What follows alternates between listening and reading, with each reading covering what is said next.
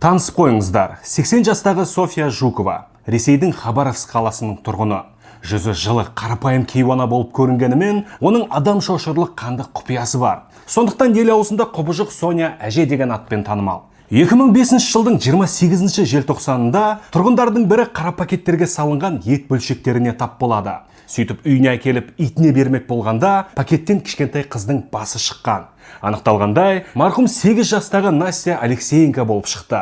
Сараптама нәтижесінде мәйіттің балталанғаны расталды. Бірақ тергеу барысы тығырыққа тіреліп, күдікті табылған жоқ. Араға 8 жыл салып, 2013 жылдың 9 наурызында қоқыс контейнерлерінен бірнеше пакетке салынған мәйіт бөлшектері табылды. Марқұм 77 жастағы Анастасия Михеева. Мүрде шамамен 25 шақты бөлшекке бөлінген. Бұл жолы да тергеу амалдары ешқандай нәтижеге жеткен жоқ. Осылайша тағы 6 жыл өтті. 2019 жылдың 28 қаңтарында аулада ойнап жүрген балалар қоқыстан бөлшектенген ер адамның мәйітіне тап болған.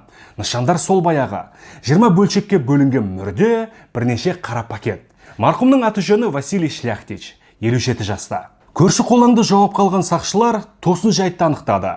Әлгі Шляхтич әлде бір 80 жастағы София Жукованың пәтерінде бір бөлмесін жалдап тұратын болған. Пәтерді тінтіген тергеу тобы марқұмға тиесілі көп көлемдегі қан іздерін анықтап, қылмыс қаруы болған балтаны тәркіледі. Нәтижесінде қанішер кейуана қылмыстарын мойындауға мәжбүр болған.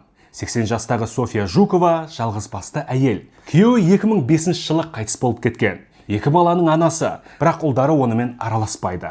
Жалғыздықтан ол терең күйзеліске батқан.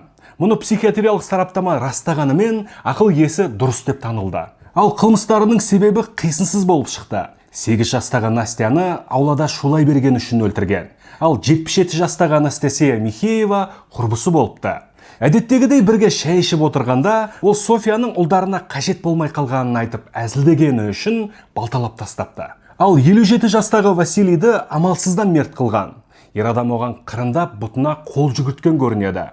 Сот барысы қарқынды басталғанымен сол күйі аяқсыз қалды. Себебі 2020 жылдың 28 желтоқсанында 82 жасқа таяған София Жукова коронавирустан қайтыс болды.